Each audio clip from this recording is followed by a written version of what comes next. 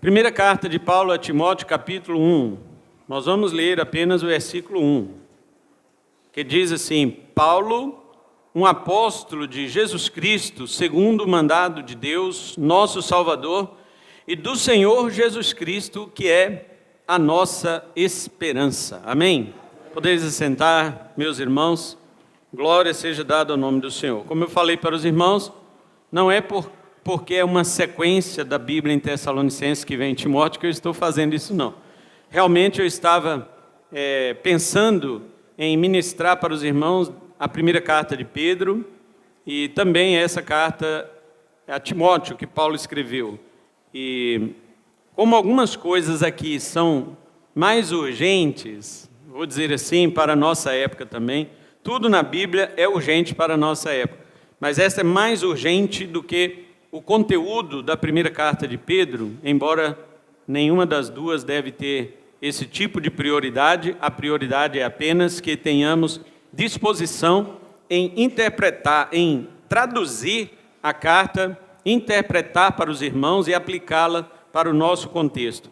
Então, me pareceu bem utilizar esta carta como a nossa próxima exposição da palavra de Deus.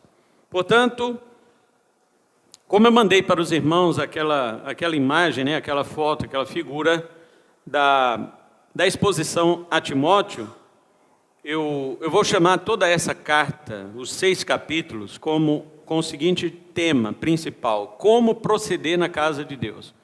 Então, dentro desse tema, nós vamos ver muitas coisas que o apóstolo Paulo abordou para com o seu jovem pupilo, Timóteo. Depois nós, domingo que vem, no versículo 2, nós vamos ver quem é esse jovem.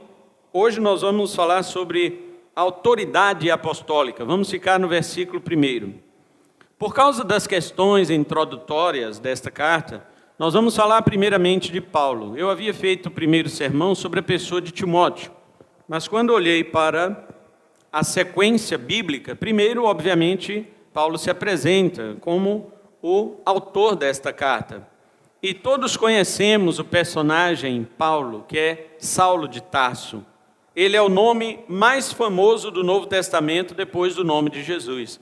E nós não vamos falar sobre a biografia dele, porque todos os irmãos conhecem, principalmente pelo livro de Atos. E há também outras informações sobre a vida do apóstolo Paulo, fora do livro de Atos, que estão nas suas cartas. E os críticos do século XIX foram os primeiros a negarem que Paulo escreveu esta carta. Até então, toda a igreja aceitava que o autor da carta a Timóteo era Paulo. Mas no século XIX, com o surgimento do racionalismo, o racionalismo, que é fruto da era iluminista, atacou também os seminários, as faculdades teológicas, principalmente da Alemanha. E eles negaram que Paulo fosse o autor desta carta e atribuíram a autoria desta carta a algum seguidor do apóstolo Paulo, alguém paulino, mas não Paulo mesmo. E eles deram os seus motivos para isto. Até então, a forma de interpretar a Bíblia era a regra chamada histórico-gramatical, porque você pega a Bíblia e interpreta pelo método da história e da gramática. Mas este método do século XIX tomou-se o nome de método histórico-crítico e não gramatical. Eles usavam a história para criticar os textos bíblicos e não para realmente interpretar. Esse método proveio de uma disciplina chamada crítica textual. Existe a alta crítica, a baixa crítica dentro dessa matéria, sendo que a alta crítica é aquela que reduz a todas as coisas milagrosas da Bíblia como sendo mitologia. Tudo aquilo que não pode ser provado pela ciência foi considerado como um mito na Bíblia inteira. Tanto que grandes autores alemães e outros daquela região da Europa trouxeram dúvidas sobre autoria e sobre fatos bíblicos. Por exemplo, no Antigo Testamento, nós temos a hipótese documentária de alguns autores teólogos chamados liberais, que são aqueles que não creem nos milagres, que disseram que Moisés não escreveu o Pentateuco. e assim por diante, né? Também temos no Novo Testamento a crítica da forma, como autores como Rudolf Bultmann, Paul Tillich e outros que negaram veementemente os milagres da Bíblia, dizendo que isso era apenas uma maneira dos autores contarem certas histórias. E eles aumentavam aquilo com alguns milagres para fazer uma certa divulgação, e essa divulgação ter aceitação entre os seus leitores. Era para ganhar notoriedade.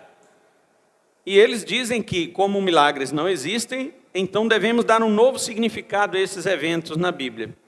Essa é uma ginástica preconceituosa, porque quando as pessoas chegam para você que é cristão e dizem assim, milagres não existem, ele já está estabelecendo um conceito, um padrão, através do qual você tem que concordar com ele, para que tudo depois que ele te perguntar, você não tenha resposta. O problema do cristão é que o cristão aceita isso. Quando a pessoa diz, milagre não existe, ele já estabeleceu o campo de batalha entre você e ele. E você fica, não, mas existe sim.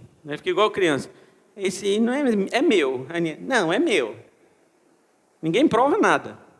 Mas um diz que é dele, o outro que é do outro. Aí eu falo, milagre não existe. Existe sim. Aí o outro, não existe, existe. Será que é assim o debate? E isso quando o cristão fala alguma coisa, porque tem cristão que não fala nada. Depois que a pessoa vira para você e fala algumas coisas absurdas, você acaba até concordando com ele. Uma dos ateus atualmente é dizer assim, me mostra uma pessoa que Deus, uma pessoa, por exemplo, que tinha o dedo ou a mão amputada, que Deus foi lá e restituiu a mão ou o dedo. Ninguém nunca ouviu falar isso. Certo? Um dia perguntaram isso para mim, eu falei, não, se Deus devolver o dedo, vai roubar mais. Mas então, os irmãos entenderam, mas não levam a mal. Então eles dizem o seguinte, vamos voltar aqui. O apóstolo Paulo diz o seguinte, eles dizem, não foi Paulo pelo seguinte, porque, primeiro, os fatos desta carta não se harmonizam com a história de Paulo no livro de Atos, e realmente. Segundo, a carta combate uma heresia que, segundo eles, é a heresia do gnosticismo, e o gnosticismo só surgiu no segundo século, Paulo morreu no primeiro século. Terceiro, a elaboração do presbitério que esta carta faz, lá no capítulo 3, já era característica de uma época mais tardia da igreja, e Paulo já tinha morrido. Quarto, os grandes temas de Paulo aqui não são achados nas suas outras cartas que ele escreveu às cidades. Quinto, eles dizem que o vocabulário do escritor é diferente do de Paulo, quando você compara as demais cartas. Mas nós vamos refutar isso pelas seguintes razões. Primeiro, a prisão na qual a história de Atos se encerra não é a prisão final do apóstolo Paulo. Os irmãos sabem que no livro de Atos, capítulo 28, o apóstolo Paulo foi preso em Roma, em uma casa que ele mesmo alugou, e ali ele era vigiado por soldados que faziam os seus plantões ao lado de Paulo. Paulo podia ali receber visita, digamos que era uma prisão domiciliar mais branda. E quando ele escreveu 4 cartas ali daquela prisão, que é Colossenses, Efésios, Filipenses e Filemon, ele escreveu essas 4 cartas naquela primeira prisão, e você percebe que nestas cartas Paulo ainda tem esperança de sair da prisão, e de fato ele sai. Quando ele é libertado por Nero, porque já era Nero o imperador, ele é libertado, não foi visto nele nenhum crime do que os judeus o acusaram, ele foi libertado, então, nesse período da libertação de Paulo até a sua segunda prisão, o livro de Atos já tinha sido escrito. Então não tem mais nenhum relato da vida de Paulo depois de Atos 28. A não ser algumas coisas que ele fala em suas cartas, como eu disse aos irmãos. E essa é uma delas. E se Paulo foi solto no ano 62, então essa carta foi escrita no ano 63 ou 64. Segundo, a heresia combatida na primeira carta a Timóteo não é o gnosticismo, embora haja alguns pontos de semelhança, mas também há pontos de divergências, porque o gnosticismo era uma doutrina que vinha de fora para dentro da igreja. E as heresias que havia em Éfeso, que Paulo deixou Timóteo em Éfeso para que ele corrigisse alguns erros da igreja, esses erros estavam dentro da igreja, eles não vieram de fora. Eram erros dentro da igreja. Então essa é a diferença do gnosticismo. O gnosticismo atacava de fora para dentro, e aqui já havia um problema de heresia dentro da igreja. E muitas coisas eram oriundas do judaísmo e não do gnosticismo, como nós vamos ver no decorrer da nossa exposição. Terceiro, já na primeira viagem missionária de Paulo, Paulo estabelecia presbíteros na igreja. Está lá em Atos 14, 23, e Filipenses, capítulo 1, verso 1, Paulo escreve aos diáconos e bispos, ou seja, presbíteros da igreja que estavam em Filipos. Então essa história de estabelecer presbíteros na igreja não é tardia, é muito cedo na igreja. Quarto, não é verdade que os temas paulinos não são mencionados nas cartas pastorais. Poderíamos falar de vários deles, mas lembramos de alguns temas. Primeiro, a inspiração da Escritura, 2 Timóteo 3,16, a eleição, 2 Timóteo 1,9, a salvação, Tito 3, 5 a 7, a divindade de Cristo, 1 Timóteo 3,16, Tito 2,13, Cristo como mediador, 1 Timóteo 2,5 e Cristo como substituto, 1 Timóteo 2,6. Então, vemos que os temas que Paulo usa em outras cartas também são usados aqui. Quinto lugar, para nós encerrarmos a refutação. Os temas e os vocabulários diferentes de Paulo vieram nestas cartas porque a situação assim o requereu. Quando nós vamos falar para igreja e membros, nós usamos uma linguagem. Mas quando vamos falar para pastores e presbíteros, usamos outra linguagem. E quando vamos falar para seminaristas, para estudantes da faculdade teológica, usamos ainda outra linguagem. Então, finalizando, dizemos que aceitamos a autoria de Paulo conforme é informada no primeiro versículo e também atestado pelos pais da igreja e por toda a igreja em toda a sua história, até ser contestada pela teologia liberal, pelos críticos no século XIX. Paulo deve ter escrito essa carta, como eu já disse, a Timóteo, depois da soltura da sua primeira prisão em Atos 28, o que coloca essa carta no ano 62 ou 63. Mais tarde ele é preso novamente, não vai mais sair desta prisão, a não ser para o martírio, e dali, daquele calabouço, que não era mais uma prisão domiciliar, ele escreve a segunda carta a Timóteo, que depois nós vamos estudar. Mas aqui, tendo sido liberto da primeira prisão, Paulo visita novamente as cidades pelas quais ele havia pregado o evangelho, e enquanto estava indo para Macedônia, capítulo 1, verso 3, nós vamos chegar, ele pediu a Timóteo para ficar em Éfeso e resolvesse questões difíceis daquela igreja. Essa viagem para Macedônia não se encontra no livro de Atos, por isso os críticos dizem que não foi Paulo que escreveu.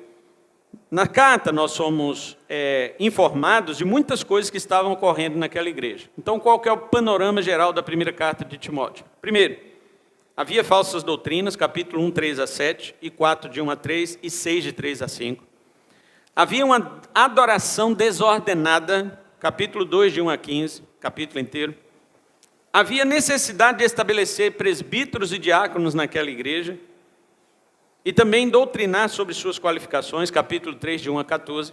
E, finalmente, um problema naquela igreja sobre materialismo, sobre aquilo que a minha esposa pregou ontem aqui, sobre a ostentação, sobre aquela coisa de ter dinheiro para se ostentar e achar que isso ainda poderia ser adequado a um tipo de vida cristã que agradasse a Deus, enquanto outras pessoas eram humilhadas, enquanto alguns crentes abastados tinham seus recursos financeiros, outros eram humilhados por ele. A igreja sempre correu a tentação de aceitar isso, irmãos, como uma coisa normal. Por isso que a gente tem que tomar muito cuidado com isto. Por mais que a gente seja bonito, que a gente se vista bem, por mais que a gente tenha algumas posses, mesmo que pequenas, você tem que tomar cuidado e usar todas estas coisas com humildade. A palavra humildade e a palavra homem vem da mesma raiz do latim, que é humus, que é o barro, que é a terra. Isso significa que nós devemos manter-nos na mesma postura de onde nós somos tirados. Nós somos tirados do pó da terra. Nós somos tirados do humus. E é ali que nós temos que nos manter. Veja bem, cristãos que têm posses, cristãos que têm riquezas, esses cristãos vêm para a igreja humilde? Grandes fazendeiros congregam em igrejas pequenas? Médicos, juízes, você já viu? Médicos, juízes congregarem em igrejas humildes? Por que isso não acontece? Porque a própria igreja fez distinção e acepção de pessoas. E Tiago diz claramente que quando você faz isso, você está contra Deus. Nós já pregamos em Tiago e quem quiser agora reacompanhar, escute as pregações do pastor Elias, que ele está pregando em Tiago, lá na congregação. Então hoje vamos falar de que maneira Paulo se apresenta como apóstolo ao seu filho na fé, Timóteo. Se é uma carta pessoal, por que Paulo se coloca como apóstolo? Não precisava, né? Timóteo era íntimo dele, Timóteo era seu filho na fé, por que ele põe esse título de autoridade? João Calvino entendeu que ela foi feita assim, desta forma, porque Timóteo precisava de ler essa carta publicamente, ainda que ela tivesse sido escrita para ele pessoalmente. E a igreja teria que ouvir que quem autorizou Timóteo a tomar aquelas decisões foi ninguém menos do que o apóstolo Paulo. Só para informação, essas cartas tomaram o nome de pastoral a partir do século XVIII, pelo teólogo Paul Anton. Ele que deu esse primeiro nome, pela primeira vez, esse nome a essas 3 cartas, cartas pastorais. Até então elas não eram conhecidas assim.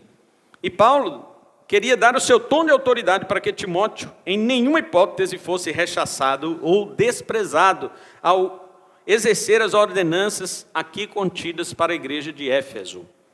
Então, claro que Timóteo era um jovem, mas não era mais tão jovem nessa época. Timóteo já devia ter mais de 30 anos aqui, mas ele era bem versado na teologia de Paulo e não necessitava de uma instrução doutrinária mais extensiva. Mesmo assim, ele precisava de um apoio autoritativo, e Paulo deu esse apoio quando colocou seu título na carta. Então vamos ver de que forma Paulo se apresenta como apóstolo nesta carta. Em primeiro lugar, apóstolo de Cristo Jesus. Veja bem, ele diz, Paulo, um apóstolo de Cristo Jesus. Na minha versão coloca porque no grego ele não coloca o artigo definido, o apóstolo, né? Porque havia vários apóstolos, havia mais de 10 apóstolos, então o apóstolo Paulo não colocou um artigo definido. E geralmente a tradução grega, para quando não há um artigo definido, pode-se colocar um artigo indefinido, porque no grego não se usa em nenhum momento artigos indefinidos, como nós usamos em português. Então algumas traduções pedem para que coloque, mas não é necessariamente obrigatório. Então, poderíamos traduzir assim, Paulo, apóstolo de Cristo Jesus. Então vamos lá. Em primeiro lugar, Paulo se coloca como apóstolo de Cristo Jesus. O nome de Cristo Jesus na época era muito conhecido, irmãos, não só entre os cristãos. Já havia tido um caso em Roma, por exemplo, quando o imperador ainda era Cláudio César, que eles tiveram um embate muito grande sobre um tal de Cresto e Cristo, olha bem.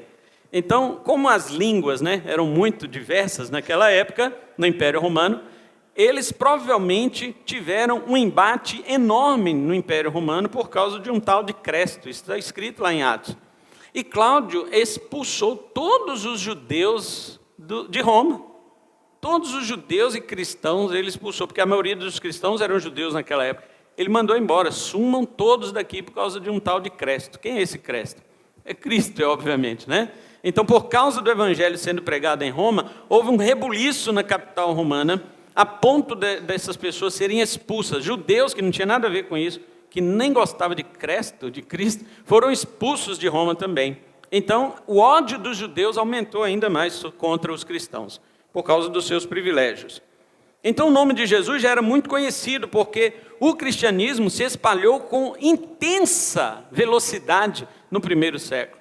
Imagine os irmãos que nós não conseguimos evangelizar o nosso mundo, tendo mais de, numa população de 8 bilhões, se você tirar aí, vamos dizer, 30%, ou 1/3 disso, vamos colocar aí 3 bilhões, você tem 3 bilhões de cristãos que não conseguem evangelizar o mundo hoje.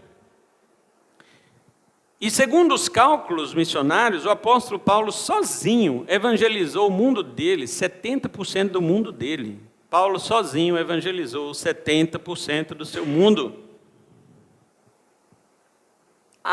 O cálculo probabilístico que se faz hoje para que o mundo inteiro fosse evangelizado, e isso cada pessoa, embora não seja isso que Jesus fala, quando o mundo inteiro for evangelizado ele vai voltar. O cálculo é o seguinte: cada cristão pregue para 3 pessoas, diferentes, é lógico. Se todos os cristãos pregarem para 3 pessoas diferentes, o mundo inteiro é evangelizado em 10 minutos. Inteiro. Não ficará uma pessoa de fora. Mas por que a igreja não consegue? A igreja não consegue por causa do seu relapso. A igreja é totalmente apegada a este mundo e ela não faz a sua missão, que é pregar o evangelho, não faz. Nós podemos falar isso aqui, porque tem muitos crentes que pregam para 10, 20, 30, mas tem outros que não pregam para ninguém. E quantos são os que não pregam para ninguém? Tem muitos. Muito mais prega para ninguém do que aqueles que pregam para mais de 3. E quando se prega para 10 ou 20, aqueles 10, 20, 30 que ouviram de você, estão ouvindo de outros também. Então, ou seja, as pessoas estão pregando para as mesmas pessoas. E quem não tem o evangelho, quem não conhece o evangelho, continua sem. Mas o apóstolo Paulo evangelizou 70% do Império Romano, do mundo em que ele viveu. E como o nome de Jesus já era bem conhecido naquela época, principalmente por causa das viagens missionárias, alguém se denominar apóstolo naquela época não era uma coisa muito comum. Havia sim os falsos apóstolos que diziam: olha, nós somos apóstolos, estamos aqui amando de Jesus e não sei o quê, nós temos autoridade, nós temos aqui as credenciais apostólicas. Eles elaboravam falsas cartas em nome de Pedro, em nome de Paulo, dizendo que eles tinham recebido autorização para ser apóstolos. E Paulo combatia fortemente isso nas igrejas de Corinto, nas igrejas da Galácia. Você pode ler nas cartas de Paulo, o apóstolo Paulo reclamando que havia falsos apóstolos entre os cristãos. Então, era muito difícil para a igreja naquela época. Mas ser um apóstolo, havia que provar algumas características. Apóstolo significa enviado, comissionado. E a igreja nunca esteve livre de ser enganada a respeito desse assunto. Até hoje. Até hoje tem falsos apóstolos. Não tem mais o verdadeiro, né? Porque os verdadeiros já morreram. Mas embora não exista verdadeiro apóstolo, mais falsos existem. Então, quem eram realmente os líderes da igreja? A comissão apostólica era algo subjetivo ou claramente conhecido pelos demais? Paulo não se esconde atrás de um sentimento ou vontade de ser apóstolo. Não. Ele foi chamado mesmo pelo Jesus ressuscitado para ser apóstolo. Mas poderia levantar uma suspeita sobre Paulo, visto que hoje mesmo nós rejeitamos apóstolos que alegam ter recebido uma revelação, né? Chega um cara aqui e fala assim: olha, eu quero dar uma doutrina para a igreja, um cara que eu nunca vi, eu quero dar uma doutrina para essa igreja, porque eu sou um apóstolo. E você é o quê? Eu falo: eu sou pastor, então eu sou maior que você. Não é isso que eles falam? Né? Os seguidores deles mesmo dizem isso. Você é pastor, então você tem que se humilhar para um apóstolo. E ele vem aqui e diz assim: eu sou um apóstolo e quero dar uma doutrina para essa igreja. Ah, mas quais são suas credenciais de apóstolo? Ele vai dizer: eu recebi uma revelação do Senhor. E aí você vai dizer o quê? Mas Senhor, o Senhor revelou mesmo para esse homem que ele é um apóstolo? Oh, irmãos, Paulo foi assim. Paulo foi chamado para ser apóstolo por meio de uma revelação que o próprio Jesus deu para ele. Jesus já tinha ido para o céu. Tanto é que os apóstolos, depois que Judas suicidou, quando eles foram preencher a cadeira de Judas no colégio apostólico, eles colocaram 2 que andaram com Jesus, que Jesus escolheu para andar com eles. Só não era dos 12, mas Jesus chamou. Foram chamados por Jesus, acompanharam o ministério terreno de Jesus todinho, desde o batismo de João até a ressurreição e a ascensão de Cristo. Matias e José, que foram os 2 lá, que foram para o sorteio e ganhou Matias, os 2 acompanharam Jesus desde o batismo de João até a ascensão no Monte das Oliveiras, irmãos. Até o momento da descida do Espírito Santo, eles estavam lá no cenáculo e receberam também os dons do Espírito Santo ali, esses 2. E aí botaram no potinho, sacudiram para lá e para cá, jogaram para o alto e pegaram um papelzinho. Aí está lá, Matias. Esse aqui vai ser o substituto de Judas, o traidor. porque eles tinham credenciais.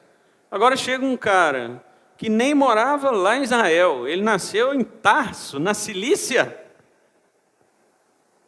e diz que Jesus apareceu para ele. Imagina como que esses apóstolos não ficaram. Se chega alguém aqui dizendo eu sou apóstolo, Jesus apareceu para mim, eu não dou nem o microfone. Eu falo, vai embora antes que você me convença. Vai embora. Mas imagina nos dias de Paulo. Agora vamos lá. Paulo não tinha só um chamado interno para o apostolado, como ele disse em Gálatas 1:12. Acompanhe isso comigo, por favor. Depois de 2 Coríntios, você tem a carta aos Gálatas. Olha o que Paulo escreve no capítulo 1. No versículo 12, ele diz assim: porque eu nem o recebi de homem, nem me ensinaram, porém mediante a revelação de Jesus Cristo. Já começa Paulo excluindo qualquer interferência humana para o seu apostolado.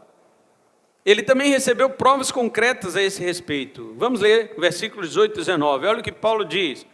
Então, depois de 3 anos, isso depois que ele se converteu, irmãos. Depois que Paulo se converteu, depois de 3 anos, subiu para Jerusalém para ver Pedro. E permaneci com ele por 15 dias. Mas dos outros apóstolos não vi nenhum, exceto Tiago, irmão do Senhor. Então, Paulo esteve 15 dias com Pedro e Tiago, irmão de Jesus, porque o Tiago mesmo, discípulo de Jesus, que esse aí não era, o irmão dele não era discípulo, se tornou depois da ressurreição. O Tiago mesmo, que Jesus tinha chamado lá no início do seu ministério, tinha morrido, cortado ao fio da espada, né? Não sei se cortaram a cabeça ou se apenas executaram ele pela espada lá em Atos capítulo 12. Então o irmão de Jesus, também chamado Tiago, toma este lugar no apostolado. E Paulo ficou 15 dias com eles. Depois ele foi para missões. Ele ficou 14 anos nas missões sem voltar para Jerusalém. E quando ele volta para Jerusalém, voltou com Barnabé e Tito. Olha aí o capítulo 2, verso 1. Ele diz assim: então 14 anos depois, eu subi outra vez a Jerusalém com Barnabé, levando também Tito comigo. Ele foi sabatinado por Tiago, Pedro e João, que agora João estava, né? Embora não precisasse, e foi reconhecido por eles como alguém comissionado por Jesus. Olha o versículo 2. E subi por causa de uma revelação. Está vendo? Ele foi para Jerusalém porque Jesus mandou. Vai para Jerusalém, mas já tem 14 anos Jesus. Eu nunca mais voltei em Jerusalém, não preciso daqueles caras. Paulo falando. E Jesus falou, eu sei que você não precisa, mas volta lá. E ele voltou. E diz assim: comuniquei-lhes o evangelho que prego entre os gentios, porém particularmente aos que eram de reputação. Esse de reputação é Pedro, Tiago e João, os maiores apóstolos. A fim de não correr ou não ter corrido em vão. Então, Paulo relata que os demais apóstolos nada lhe acrescentaram quanto à revelação que receberam do Senhor. Olha o verso 6. Mas quanto aos que pareciam ser alguma coisa, ou seja, Pedro, Tiago e João, que eram os maiores apóstolos, pareciam ser alguma coisa, o que quer que eles fossem, nenhuma diferença faz para mim, nada me importa, Deus não se deixa levar pela aparência do homem, pois aqueles que pareciam ser alguma coisa quando reunidos, nada me acrescentaram. Aí, irmãos, Paulo estava desdenhando de Pedro, de João e de Tiago? Não, mas ele disse, olha, não me acrescentaram nada, porque o tempo que ele ficou ali, depois desses 14 anos, conversando com Pedro, Tiago e João, foi um tempo que tudo que Pedro, Tiago e João tentavam ensinar para Paulo, Paulo já sabia, porque Jesus já tinha ensinado para ele. Não, mas isso aí ele já me falou. E aí Paulo falava para eles o que é que Jesus tinha falado com ele quando ele ficou com Jesus 3 anos no deserto da Arábia. Paulo ficou com Jesus 3 anos no deserto da Arábia, Jesus ressuscitado. E então Paulo proclamou o evangelho para Pedro, Tiago e João, e Pedro, Tiago e João diziam assim, ué, mas é o mesmo evangelho de quando Jesus estava aqui na terra com a gente, não tem diferença? Será que ele te chamou mesmo? E começaram a sabatinar Paulo, e sobre isso, isso e aquilo. Ah, isso aí Jesus falou assim, assim, assim. Não, mas foi mesmo. Esse homem não andou com a gente, como é que ele sabe dessas coisas?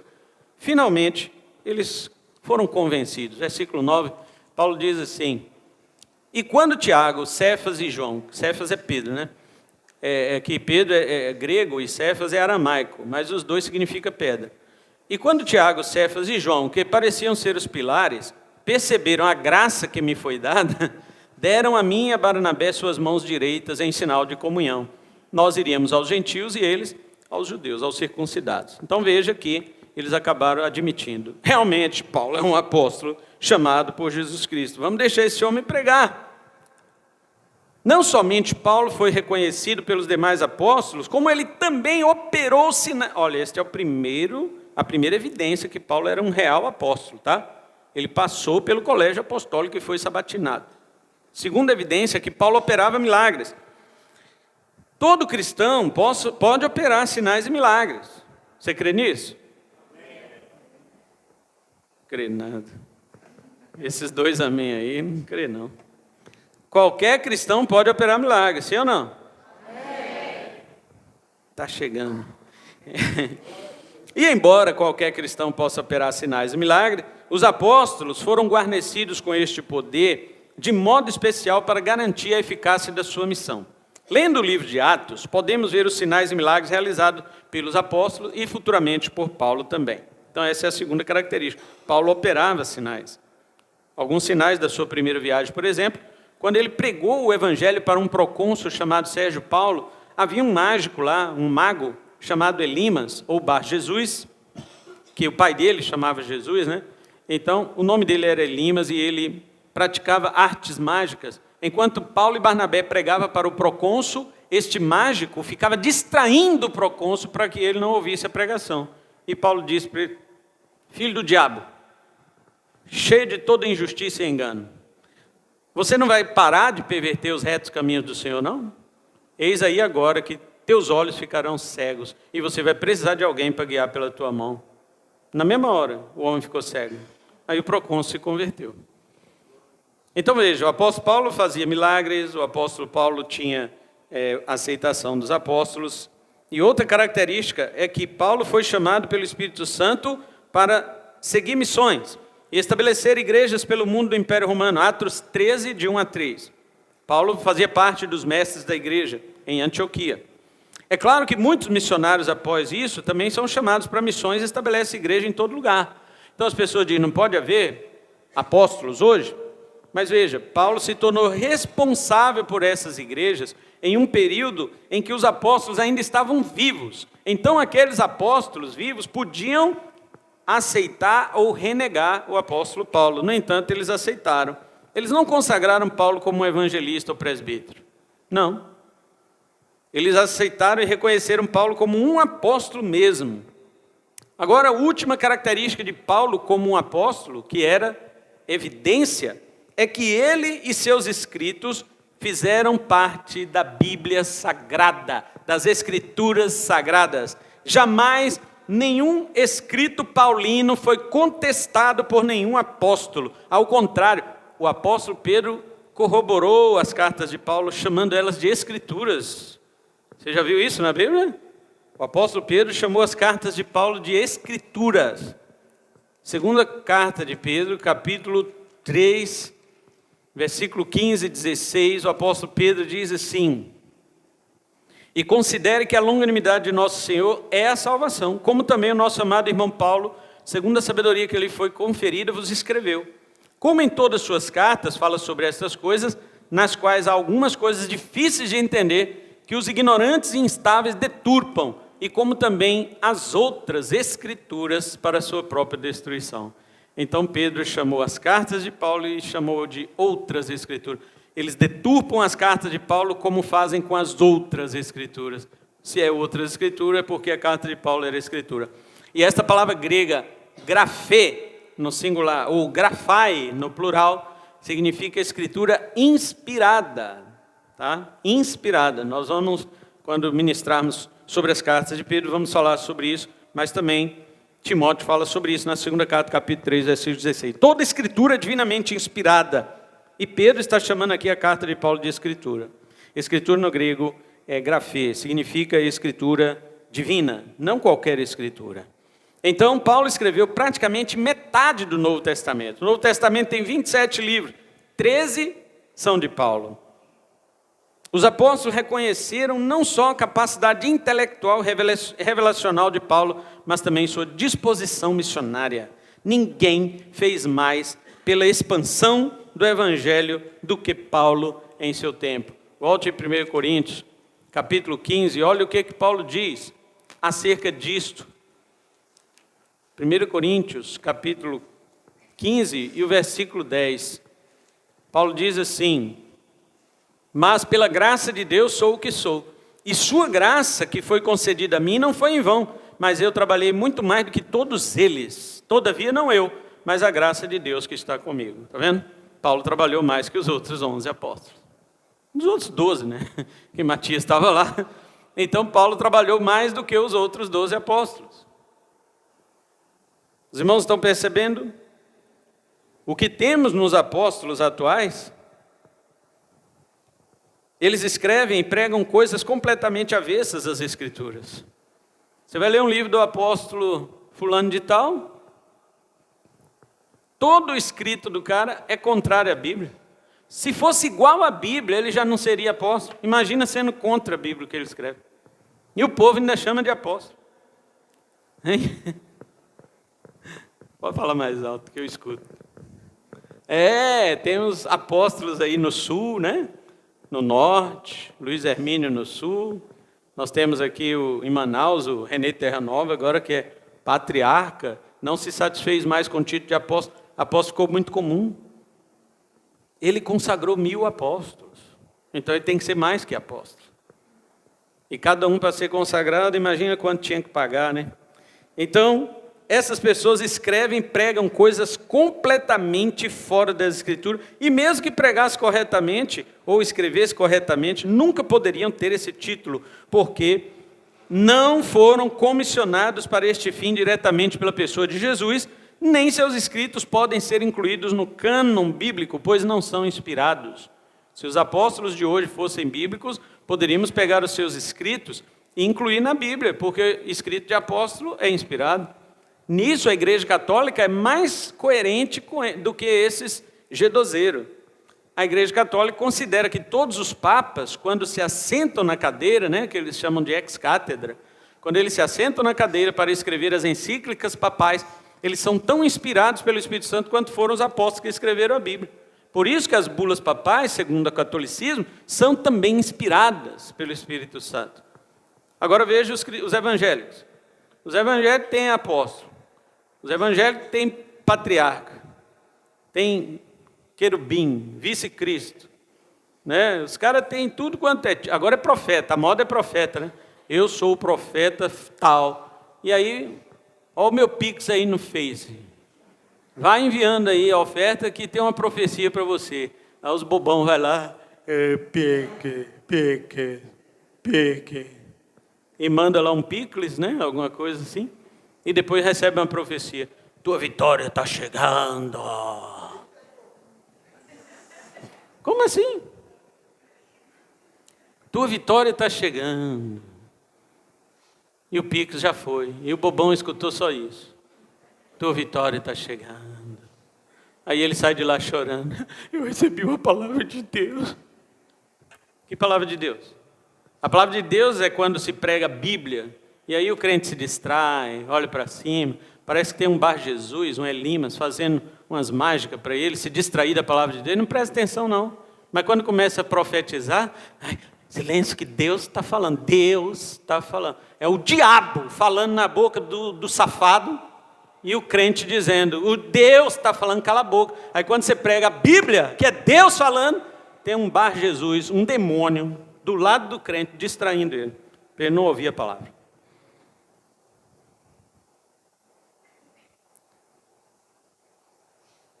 Então, vamos para o segundo ponto. O apóstolo Paulo, além de dizer que ele é discípulo de Cristo Jesus, ele ainda diz, eu sou discípulo, não, apóstolo de Cristo Jesus. Ele diz, eu sou apóstolo de Cristo Jesus, segundo o comando de Deus, nosso Salvador.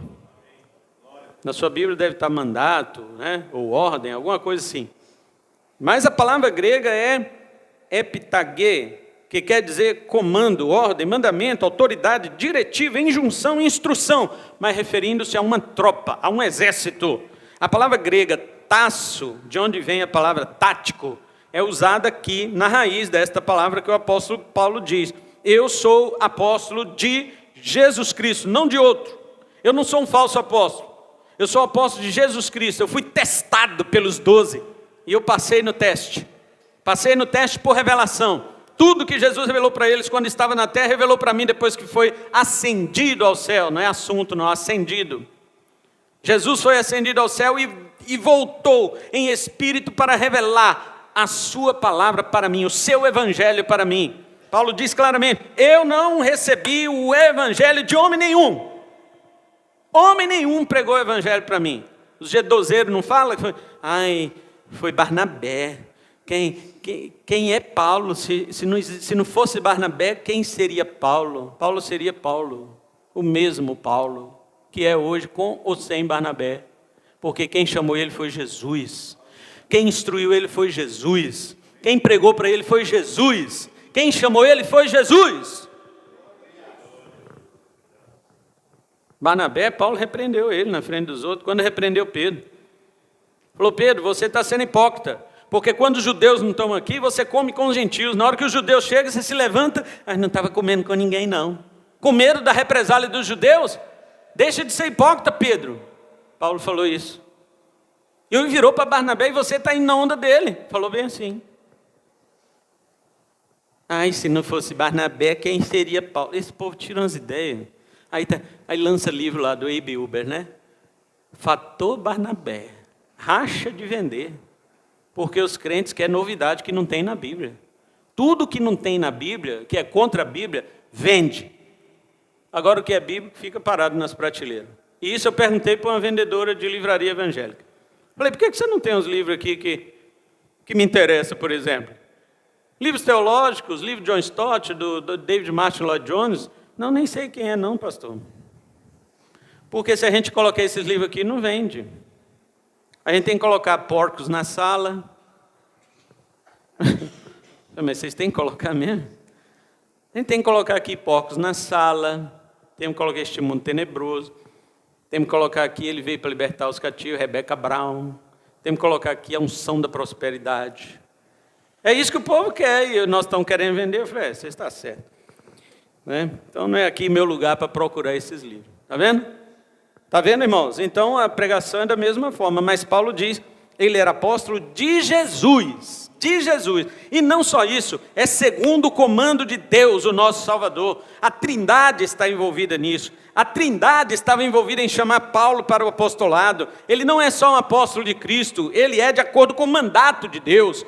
Então o apóstolo Paulo, mesmo se não fosse reconhecido pelos demais apóstolos, isso só causaria problema para eles, para os 12, e não para Paulo. Ele seguiria sob o comando de Deus, e as convenções humanas não lhe acrescentariam, nem lhe subtrairiam nada. Ele seria o mesmo Paulo. Suponha que não só Barnabé não existisse na vida de Paulo, mas que nenhum dos 12 tivessem recebido Paulo no colégio apostólico. Qual diferença isso faria? Para eles faria muita diferença, mas para Paulo não faria nenhuma. Ele disse em Gálatas: eles não me acrescentaram coisa alguma. Aleluia. Ô, irmãos, eu fico feliz com isso, porque quem chama é Deus, e quando Deus chama, Ele te dá, Ele garante, Ele te capacita.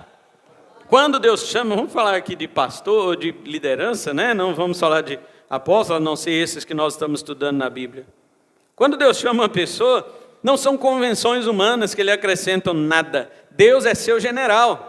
Deus é quem te chama. Deus é quem o ordena por meio do seu Filho Jesus Cristo. E se você tem convicção do seu chamado, é claro, você precisa de recursos, você precisa de estudo, você precisa de discipulado, você precisa dessas coisas. Sim, porque é bíblico. Mas Paulo não precisou, porque ele recebeu diretamente de Jesus. Não faria nenhuma diferença. Então, as pessoas hoje se gabam de títulos ridículos, inúteis.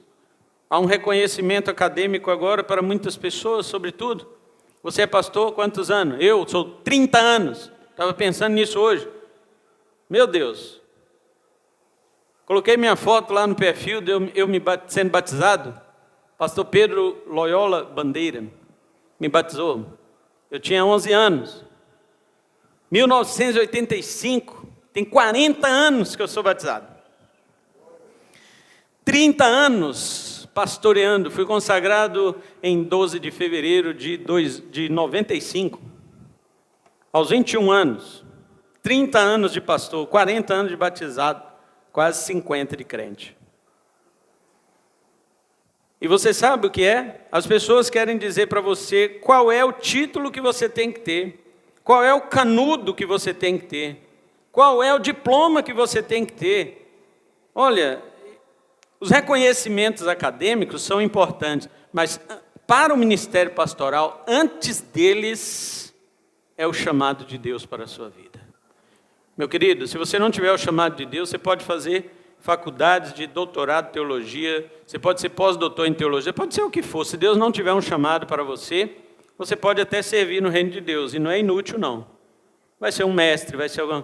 Mas chamado pastoral é aquele que Deus chama, é algo entre Deus e o sujeito. Não é a igreja, não é reconhecer. A igreja vai reconhecer, porque Deus não faz uma coisa para que não se reconheça. Tanto que os apóstolos reconheceram Paulo aqui. Mas a questão não é essa. Mesmo se eles não reconhecessem, isso não faria diferença para o apóstolo Paulo. Mas quando nós olhamos para a sociedade que clama por prestígio hoje em nossos dias, nós vemos orgulho de títulos imbecis. Títulos imbecis e pessoas se orgulhando deles. Pessoas se orgulham de ser gays. Orgulho gay. Orgulho de quê? Orgulho do pecado? Devia ter vergonha. Vergonha do pecado. Não é dia de orgulho gay, deveria ser dia de vergonha gay. Para pessoas que se ouvissem o verdadeiro evangelho e deveriam saber que estão em oposição a Deus. Eu tenho orgulho de ser negro. E daí? Em Cristo Jesus tem algum negro? Tem algum branco? Tem algum indígena? Em Cristo Jesus tem homem, tem mulher. Eu tenho orgulho de ser feminista. Orgulho de ser deficiente. E daí? Todo mundo nasceu deficiente. Todo mundo nasceu em pecado. E aí? Qual que é a diferença de uma pessoa paraplégica, uma pessoa que teve paralisia infantil, e para você que nunca teve nada dessas coisas? Todos dois nasceram em pecado. Todos dois são deficientes. Que orgulho é esse? As pessoas se orgulham de ser minoria. As leis favorecem as minorias. Você pode ser denunciado por uma mulher por agressão sem provas. As pessoas hoje têm títulos que sobem ao seu coração e fazem sentir-se superior às demais, especialmente em área de ensino superior. Muitos médicos, como eu já falei aqui, juízes, doutores nisso ou naquilo, sentem-se a nata da sociedade. Se vem para a igreja, não vem para uma igreja humilde, simples, não vem. Eu não vou misturar com pobre, porque pobre só sabe pedir. É verdade, irmão, mas olha, não é por causa disso que também a pessoa tem que saber que dentro do reino de Deus, seus títulos nada valem, absolutamente. Se Paulo se orgulhava de alguma coisa, é de que o apostolado dele era por mandato de Deus. Era pelo comando de Deus. E olha que ele era outras coisas antes disso, tá? Outras coisas cheias de credenciais. O apóstolo Paulo tinha credenciais. Hoje nas igrejas, pessoas não se satisfazem mais ser chamadas de pastores ou presbíteros. De apóstolos se transferem para patriarcas e profetas. Na igreja tem os que enaltecem os judeus, ou quem fala hebraico, não é isso? Eu vi hoje um pastor, que ele é rabino, um pastor rabino. Nada a ver. O pastor é cristão, né? Rabino é judeu. O cara ele quer ser as duas coisas. Ele quer ser Cristo e Moisés. Eu vi um pastor rabino, um judeu, ele fala hebraico. Meu Deus, eu nunca vi gente que se impressiona com hebraico igual crente, gente. Nunca vi. Eita povinho que quando alguém fala hebraico, ele falta falar em língua para acompanhar o cara. Uma determinada raça é superior. Os americanos, né? Os americanos, eles falam heresia em inglês. Eles falam heresia em inglês. Deus não acha ruim não, porque é em inglês. É bonitinha a heresia deles. Está em inglês. Quem dá oferta em dólar e ora o Pai Nosso em inglês é mais aceito por Deus. As pessoas acham que existe isso, melhores cristãos. Nós temos as razões mais ridículas para que as pessoas andem se gabando por aí. E olha que Paulo tinha títulos, Paulo tinha muito gabarito para isso. No entanto, Filipenses 3,8 ele diz: considerei lixo, tudo isso lixo. E Paulo dá as credenciais dele lá, tá? Eu não vou ler aqui que o nosso tempo já acabou. Só vou encerrar este ponto aqui. Paulo disse lixo. Você sabe o que ele falou? O meu maior anseio é que eu seja achado em Cristo. O meu maior desejo é que eu seja achado em Cristo. E que para mim o que mais vale são as excelências da sua grandeza. E não aquilo que eu adquiri pelo reconhecimento humano. Não. É muito mais importante para Paulo que o seu apostolado viesse do comando de Deus. Não importava o quanto os crentes, os ímpios, ou até mesmo se os apóstolos viessem a rejeitá-lo. Sabemos que não foi o que aconteceu. Paulo não foi rejeitado pelos apóstolos, mas muitos cristãos rejeitaram Paulo. Muitos incrédulos rejeitaram Paulo. Muitos judeus rejeitaram Paulo. E mesmo assim não mudou o seu rumo. Paulo continuava sendo o mesmo. Porque ele sabia que o seu chamado veio pelo mandato de Deus. Que convicção, irmãos. Ontem as irmãs cantaram um hino aqui no seu culto, que eu chorei, eu me desfiz em lágrimas por causa disto. Porque você tem que confiar. Você sabe o que é confiar. Meu amigo, confiar não é acreditar não, meu irmão. Esse é o engano das pessoas que eu acredito em Deus. Não acredita em nada. Você acredita igual o diabo. Os demônios também acreditam em Deus. E por isso eles vão ser salvos? Se Deus diz para um demônio assim: vai lá e perturba um crente para mim. O diabo pode dizer não? Não pode. Ele tem que te perturbar, porque Deus mandou. E os crentes: pastor, eu sou com o diabo. Bom, hein? Bom demais. Deus está mandando ele te perturbar, para você se despertar, para acontecer alguma coisa, para que você tenha vigilância, oração, se entregue na sua batalha espiritual, se entregue nos meios de graça que Deus concedeu para você, cresça na espiritualidade, fortaleça seus músculos. Deus está soltando os cachorros dele, que são os demônios, para perseguir os crentes, para atormentar os crentes. E isso está acontecendo talvez na sua vida, dentro de sua casa, está acontecendo no seu trabalho, está acontecendo em alguma coisinha aqui e ali, mas futuramente vai acontecer, meu irmão, na pessoa do anticristo. E o que você vai fazer?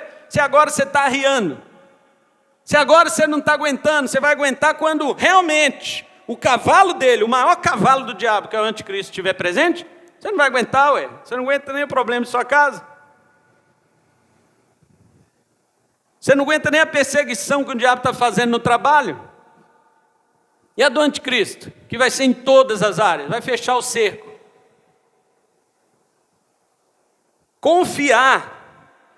Confiando em nosso Deus. Os salmos, os salmistas falavam disso, a confiança deles em Deus era uma coisa absurda. Esses homens sofriam, esses homens eram perseguidos. Davi tinha 10.000 homens querendo arrancar a cabeça dele. E ele dizia: em paz me deito e logo pego no sono, porque só o Senhor me faz repousar em segurança. Se você ficar sabendo que tem uma pessoa querendo te matar, você já nem quer ficar mais em Vilhena. Você some, desaparece, não me fala o endereço, não dá minha localização para ninguém. É o medo de morrer. Uma pessoa só. Davi tinha 10.000, e todos eram guerreiros, todos eles, uma única espadada arrancava a cabeça de um cara. Um valente Davi falou isso para ele: meu senhor, deixa eu arrancar a cabeça daquele que te amaldiçoou, Simei, né?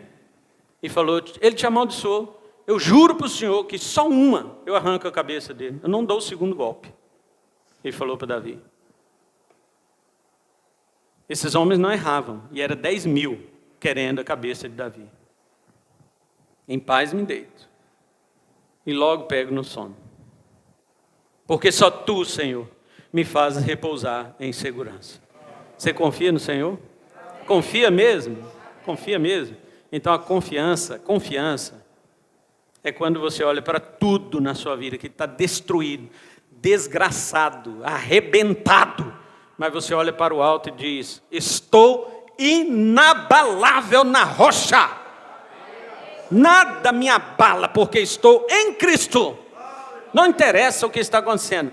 Aí, irmãos, eu não vou citar, mas nosso tempo já foi, mas eu poderia citar exemplos aqui, só de citar exemplos, nós ficaríamos amedrontados.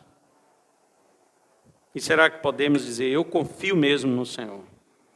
É o anticristo com a espada no pescoço do seu filho, do seu neto. É o anticristo dizendo assim, para todo o sistema de compras do mundo inteiro: fulano de tal, CPF tal, não pode comprar, mesmo que ele tenha dinheiro. E seu filho com fome: pai, eu quero um leite. Mãe, cadê meu iogurte? Não pode comprar.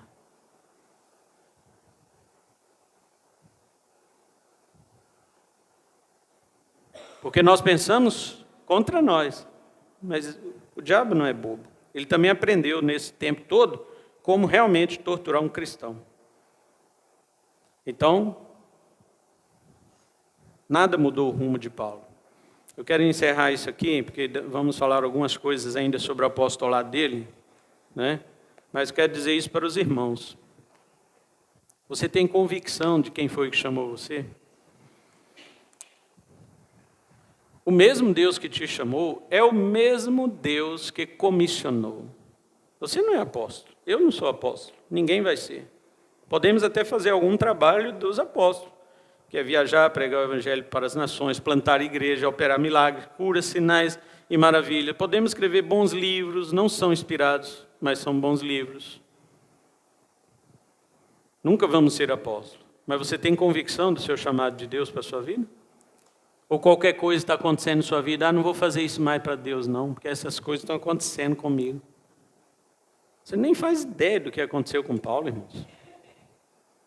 Dá uma lida em casa, 2 Coríntios 11, do 22 para frente. 11, 22, 11 mais 11, 22. 2 Coríntios, 11 mais 11, 22. Lê lá, o que aconteceu com o apóstolo Paulo. E ele chama aquilo de espinho na carne, no capítulo 12, da segunda carta. Eu pedi a Deus para 3 vezes tirar de mim, e o Senhor falou: minha graça te basta. Você vai ficar com isso aí até o fim de sua vida. Paulo viveu com perseguição no pescoço dele até que a espada cortou, até que a guilhotina cortou. Se Paulo vivesse hoje no Facebook, atrás de profetinha de internet, eles iam profetizar: Deus tem uma vitória para você, faz o pique, faz o pique. E Paulo ia morrer com a espada no pescoço. Que vitória? A vitória desses profetas é você sair por aí, segundo eles, cheio de prosperidade financeira. No entanto, você não sai, porque seu dinheiro foi parar no pique dele. Ele sim, ele sai. Esses caras, eles andam aí com ostentação, esnobam. Tudo com dinheiro dos idiotas, que acharam que Deus era um trampolim para servir às suas cobiças. Deus não é. Deus não é um ídolo para você pular em cima dele e chegar diante do seu Deus, que é o dinheiro. Não. Deus é o Deus de toda a vida, de toda a bênção. Deus é o Deus da salvação. Paulo chamou ele aqui de Deus, nosso Salvador. Então, tenha convicções. Convicções. Essa é a palavra que eu quero deixar hoje, porque o apostolado de Paulo a Timóteo, quando ele se apresenta, define isso aí. Eu sou apóstolo de Cristo, não é de qualquer um, não. E segundo, foi mandato de Deus. Não foi minha vontade. Ao contrário, a vontade de Paulo, os irmãos bem conhecem, né? Era prender e matar cristão. Mas a vontade de Deus é que ele se tornasse um cristão preso e depois morto. Que o Senhor segure em nossas mãos. Amém? Tenha convicção do seu chamado, amém? Tenha convicção de quem te chamou para a salvação, mas também de quem te chamou para o trabalho. Levante-se, irmão. Pare de ser uma pessoa parada no reino de Deus. Larga disso. Pare de ser alguém parado, né? É assim. Deixe de ser alguém inerte. Coloque o motor do chamado de Deus sobre tua vida. Diga como o apóstolo Paulo. Não diga eu sou apóstolo, mas diga eu sou chamado de Deus para isso ou para aquilo. Fale o seu chamado, fale o seu dom que Deus lhe deu. Repita isso no lugar de apóstolo e diga segundo o comando de Deus. E nada vai me impedir de fazer o que Deus me chamou para fazer. E acabou, ué. E se o diabo vier impedir? Você fala para ele assim, olha diabo, você só vai fazer o que o Senhor determinou. O dia que eu encerrar o que eu tenho que fazer para Deus, e Deus ordenar, você pode até me matar, mas só depois que eu terminar. Enquanto isso, você não me toca. Enquanto isso, você não me toca. E tem crente que diz assim, então não vou trabalhar porque aí o diabo já não me toca, né? Aí eu vivo mais. Aí, miserável, Deus vai e toca em você. Ele mesmo, ele, direto, ele mesmo. O que adianta? Horrível coisa cair na mão de quem? Do diabo? Do Deus vivo, irmão. Do Deus vivo. Então é melhor cair na mão do diabo, se assim Deus quiser, do que cair na mão do Deus vivo. Não brinque com essas coisas.